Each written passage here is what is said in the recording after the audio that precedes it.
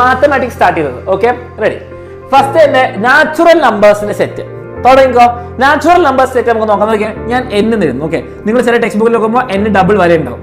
അത് നിങ്ങൾ ചെയ്യേണ്ട ആവശ്യമില്ല, ഞാൻ ഒന്ന് പറഞ്ഞിരുന്നുള്ളൂ. അപ്പം ഇങ്ങനെ കണ്ടാൽ പേടിക്കേണ്ട ആവശ്യമില്ല, ഒരു സ്റ്റൈലിന് ഇടുന്നതെന്ന് വിചാരിച്ചാൽ മതി. ഓക്കെ, ഇങ്ങനെയാണ് കറക്റ്റ് ശേഷം നമ്മൾ സാധാരണ n ആട്ടോ എഴുതുള്ളൂ. n എന്ന് പറയുമ്പോൾ നാച്ചുറൽ നമ്പേഴ്സിന്റെ സെറ്റാണ്. അങ്ങനെ പറയുമ്പോൾ എന്താണ് നാച്ചുറൽ നമ്പേഴ്സ് എന്ന് പറഞ്ഞാൽ എണ്ണൽ സംഖ്യ.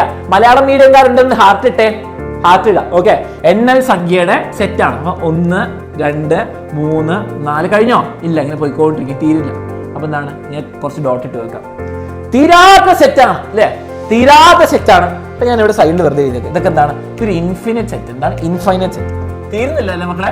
എന്താണ് ഇൻഫൈനൈറ്റ് സെറ്റാണ്. അപ്പൊ തീരുന്ന സെറ്റോ?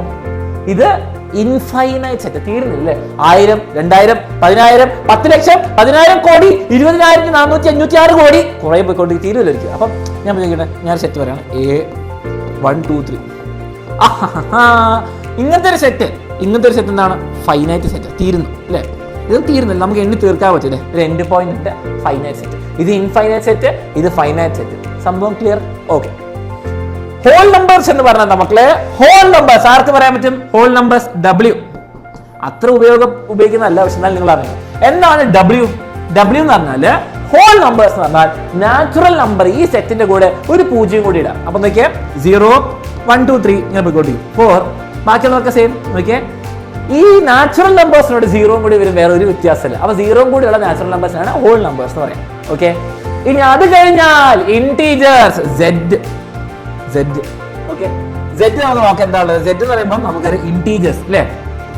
എന്താണ് നാച്ചുറൽ നമ്പേഴ്സും ഹോൾ നമ്പേഴ്സും ഇവന്മാരുടെ മൈനസും ഉണ്ട് അല്ലേ? അപ്പൊ നമുക്ക് 0 ആണെന്ന് എടുക്കുന്നത് ചെയ്യാം. ഇവിടേക്ക് +1, ഇവിടേക്ക് +2, ഇവിടേക്ക് +3 ഇങ്ങനെ പോയിക്കൊണ്ടിരിക്കും, തീരുവില്ല.